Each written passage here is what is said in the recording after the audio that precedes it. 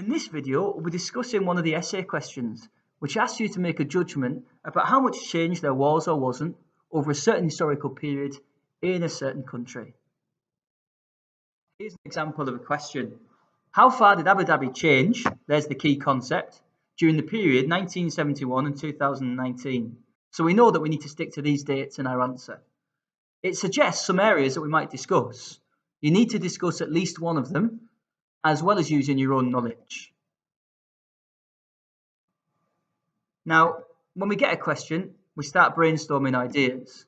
If we think about buildings, as you can see in the images, we would argue that definitely has been changed. But if you think about the location of Abu Dhabi, it hasn't necessarily changed. It's still primarily focused around the coast. To take an example from my own knowledge, I might consider education. And I know that there's examples where there has been change, but also some things have stayed the same. That's perfectly okay. That means we're going to have a balanced assessment. So this is what we're looking for in your answer. You can pause the video and read the success criteria in more detail, but in simple terms, it is an essay, so you need a brief introduction. We'll be expecting at least 3 paragraphs in the main body because you should be discussing at least one, if not both, of the suggested areas of change, as well as one other. We'll be looking for P paragraph structures, so nothing new there, but make sure you're commenting specifically on change or continuity. And you need a clear conclusion as well, which gives a verdict as well as justifies it. Let's have a look now at some model answers from a good essay. This introduction does the 2 key things that we're looking for.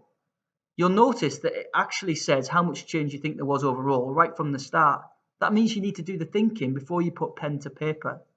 It also helps the reader by very clearly and simply stating the areas that you're going to discuss. Pause the video and read the paragraph properly. To discuss it briefly, it includes all our key ingredients. There's a point. We know this essay will be discussing buildings. There's lots of detailed knowledge or evidence, and that comes from what Abu Dhabi used to be like before and after the changes that took place.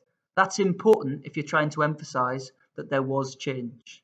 Those are specific examples that really show off your knowledge. Now, throughout the paragraph in different places, but certainly in the end, there's also explanation of what that change was and how much change. This is important if you want the higher marks, where you're showing your ability to make a judgment and explain why you think that change was taking place. Lastly, here's an example of a good conclusion. We know that's what it is because it starts with the phrase "in conclusion," but it very quickly also gives a clear overall verdict. The second thing we need to do in the conclusion, rather than repeating our whole essay, is explain why we think this. So it's your chance to give a bit more of an opinion.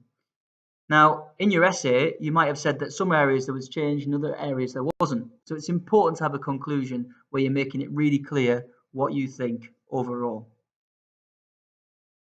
So there you have it. That's how to answer an essay question that asks you to make a judgment about how much change or continuity there's been over a certain period in a certain country.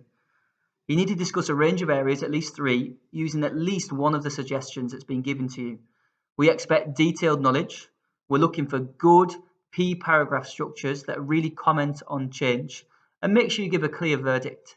The very highest marks are those that can justify why you have that opinion, perhaps commenting on how much change you think there's been, what type of change, and even why. Good luck.